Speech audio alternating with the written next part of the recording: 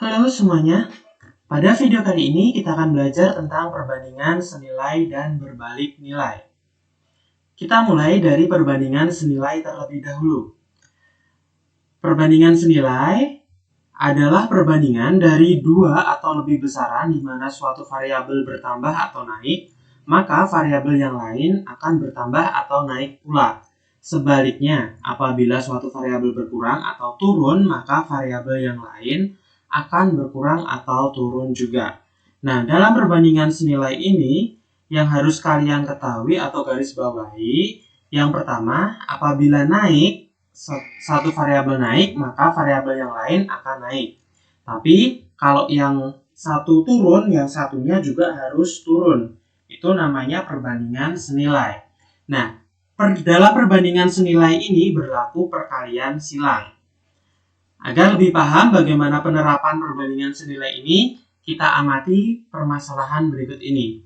Untuk menempuh jarak 144 km, Surya memerlukan 8 liter bensin. Jika Surya ingin menempuh jarak sejauh 450 km, berapa liter bensin yang dibutuhkan oleh Surya?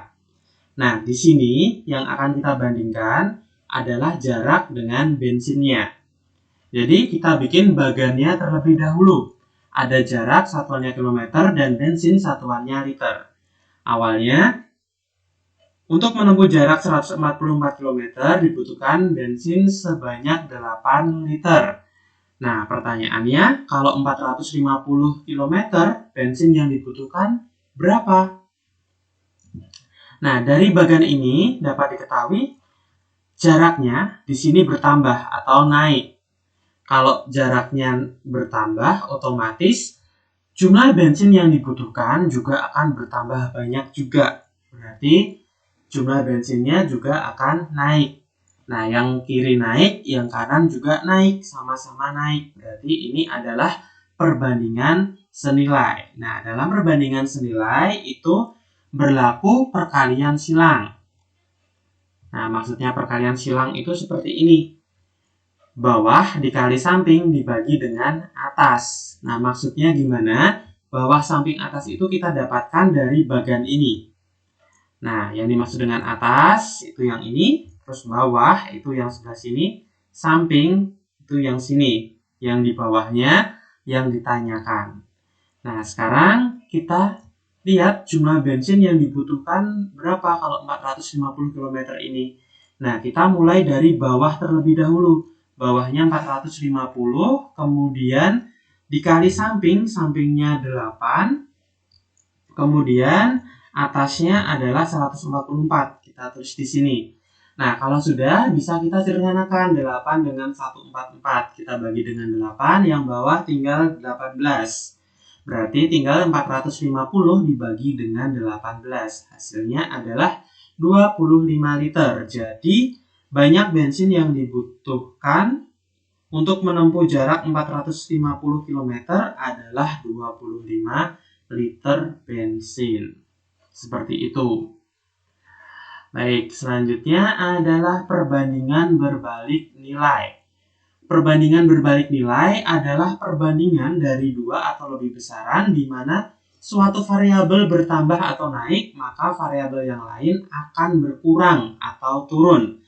Sebaliknya, apabila suatu variabel berkurang atau turun, maka variabel yang lainnya akan bertambah atau naik.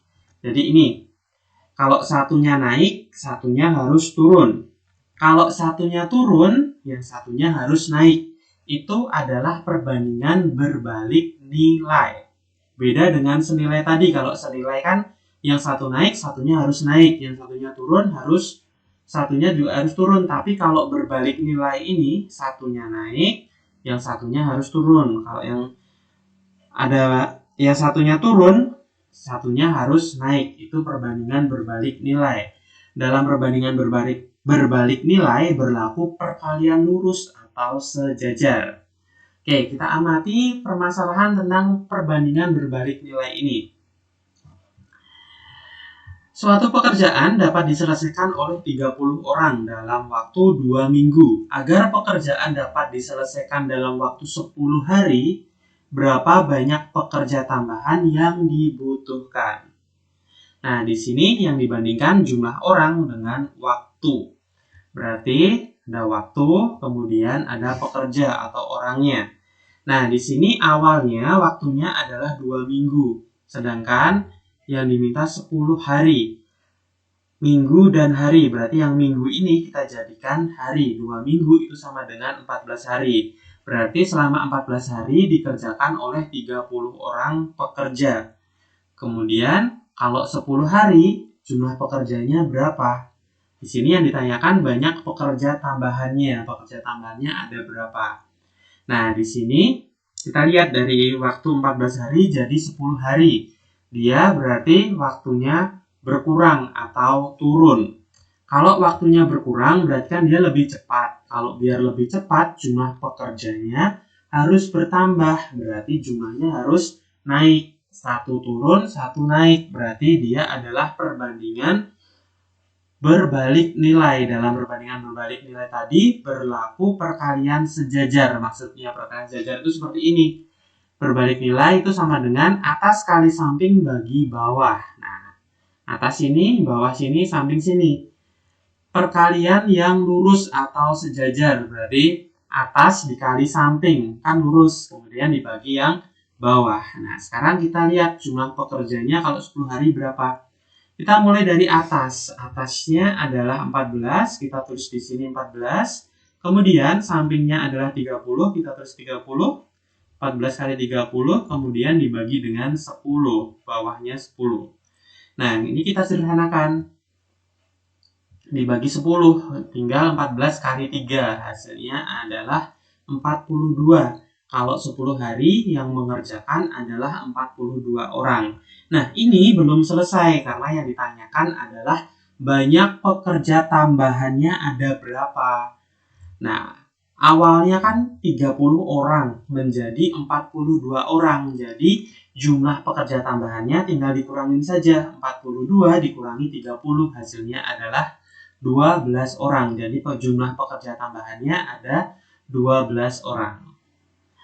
Oke, agar lebih mudah lagi dalam memahami perbandingan senilai dan berbalik nilai, kita lihat beberapa contoh soal berikut ini. Contoh yang pertama, sebuah panti asuhan memiliki persediaan beras yang cukup untuk 40 orang selama 15 hari. Jika penghuni panti asuhan bertambah 10 orang, berapa lama persediaan beras akan habis? Nah, kita tentukan dulu mana yang akan dibandingkan. Yang dibandingkan adalah orang dan hari. Jumlah orang dengan waktu atau harinya. Awalnya ada 40 orang, kemudian 40 orang ini berasnya habis selama 15 hari. Kemudian jumlah pantinya, jumlah penghuni pantinya bertambah 10 orang. Dari 40 orang bertambah 10 orang, berarti 40 ditambah 10, hasilnya adalah 50. Nah, kalau penghuninya 50 orang, berasnya akan habis berapa hari? Nah, jumlah orangnya kan naik atau bertambah.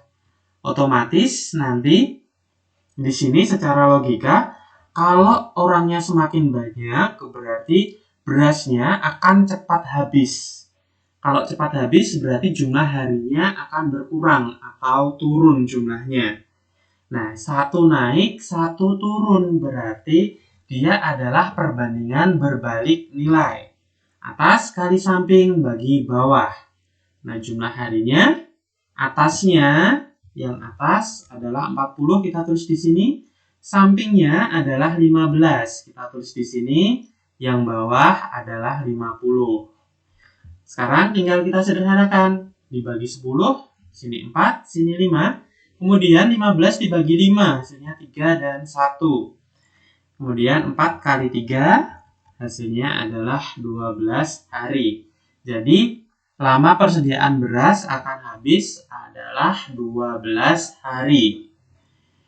Baik, contoh yang kedua. Sebuah mesin di suatu pabrik minuman mampu memasang tutup botol untuk 14 botol dalam waktu 84 detik. Banyak botol yang dapat ditutup oleh mesin tersebut dalam waktu 2 menit adalah titik-titik. Nah, di sini Yang akan dibandingkan adalah botol dengan waktu.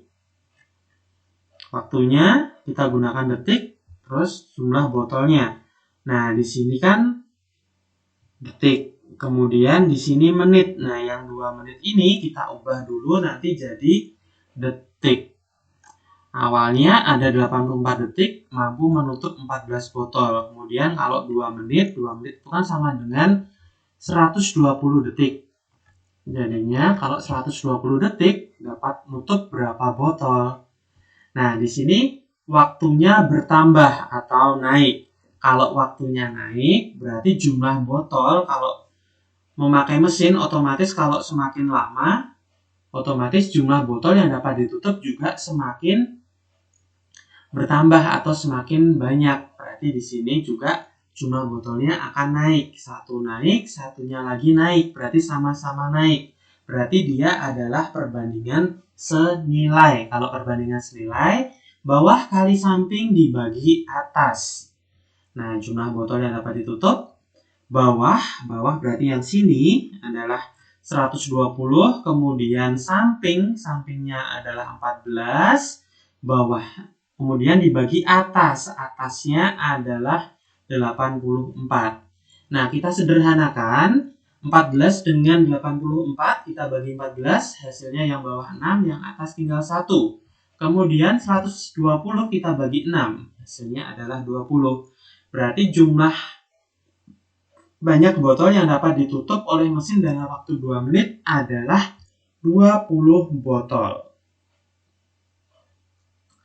Contoh yang ketiga, suatu pekerjaan dapat diselesaikan dalam waktu 30 hari oleh 10 orang. Setelah 12 hari, pekerjaan terhenti selama 6 hari.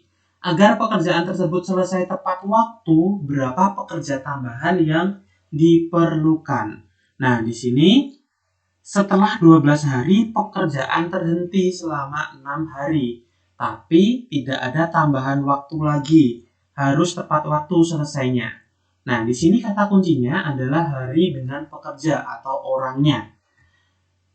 Awalnya ada 30 hari dikerjakan oleh 10 orang. Kemudian setelah 12 hari. Setelah 12 hari berarti sisanya tinggal 18 hari. Kalau sesuai rencana, selama sisa 18 hari ini kan masih 10 orang pekerja tetap. Tapi pekerjaannya itu terhenti selama 6 hari. Terus yang diminta adalah pekerjaan harus selesai tepat waktu. Berarti 18 ini kita kurangi dengan 6. Hasilnya adalah 12 hari. Nah, selama sisa 12 hari ini, agar tepat waktu, berapa jumlah pekerja yang harus ditambahkan agar tepat waktu itu tadi? Nah, di sini dari 18 ke 12 berarti jumlah harinya turun. Kalau biar pekerjaan semakin cepat atau semakin cepat, itu kan jumlah pekerjanya harus bertambah. Jadi jumlah pekerjanya naik. Jumlah harinya turun, jumlah pekerjanya harus naik. Satu turun, satu naik. Berarti dia perbandingan berbalik nilai. Atas kali samping bagi bawah. Nah, di beberapa contoh soal tadi kan cuma di bagan cuma ada 2 baris, sedangkan di sini ada 3 baris. Nah, kalau ada soal seperti ini yang kita gunakan adalah 2 baris paling bawah. Jadi untuk menentukan atas, samping, dan bawahnya seperti ini. Bisa kalian lihat. Nah, sekarang tinggal kita cari jumlah pekerjanya selama 12 hari ini berapa. Berbalik nilai berarti atas kali samping bagi bawah. Atasnya adalah 18, sampingnya 10, kemudian bawahnya 12. Kita tulis di sini seperti ini. Kemudian kita sederhanakan 18 dengan 12 kita bagi 6. 2 dengan 10. Hasilnya yang atas 5, yang bawah 1. Berarti tinggal 3 dikali 5. Hasilnya adalah 15 orang. Nah, selama 12 hari ini harus dikerjakan 15 orang. Tapi ini belum selesai. Yang ditanyakan adalah jumlah pekerja tambahan yang diperlukan. Jadi awalnya 10 orang jadi 15 orang. Berarti jumlah pekerja tambahannya ada 5 orang. 15 kurangi 10. Nah, sekarang sudah bisa ya bagaimana cara menentukan perbandingan senilai dan berbalik nilai. Jangan sampai terbalik dan hati-hati dalam memahami soal-soal yang diberikan nantinya. Terima kasih telah menonton video ini. Semoga video ini bisa bermanfaat bagi kalian semua. Jangan lupa untuk like, komen, dan subscribe channel ini. Terima kasih dan selamat belajar.